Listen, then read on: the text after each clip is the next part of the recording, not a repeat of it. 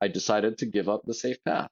Um, Looking back, I probably should have stayed for 4 years to let my 401k fully vest and then get out of there, right?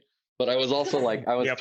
I was 23, right? So I didn't know any better. I was like, I got to get out of here. So I put my notice in, and Oh shit. um, How did your coworkers and boss respond? my boss, who I'm still in contact with, her name is Elaine. She's a wonderful, wonderful human. Sort of supported me through that. She knew I was interested in that sort of thing. I mean, she was kind of like over the hump of the banking world or whatnot. She was there because obviously, like, she was good at what she did. She So was she getting wasn't just there to wait for her 401k to invest then. no, I mean, she had been in the industry for probably a couple decades at this point.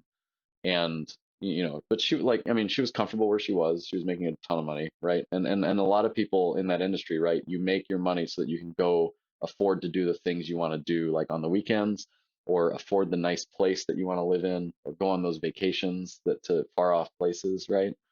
So as a bartender, that was certainly going to be different. And she really supported my decision to do that, and sort of help me navigate that. Now, the rest of my coworkers were like, "What in God's name are you doing?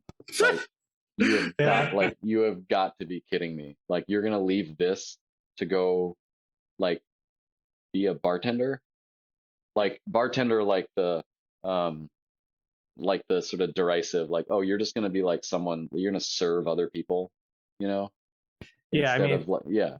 kind of the idea that like they're not really respecting it as a craft. They're just Mhm. saying like someone who, right, they're treating like someone who just pours a glass of water when it's so much more than that.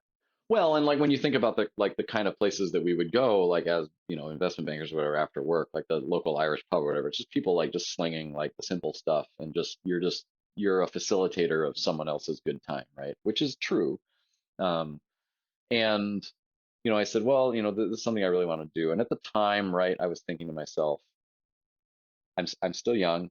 I'm going to do this. I'm going to scratch the itch. I'm going to get tired of it at some point.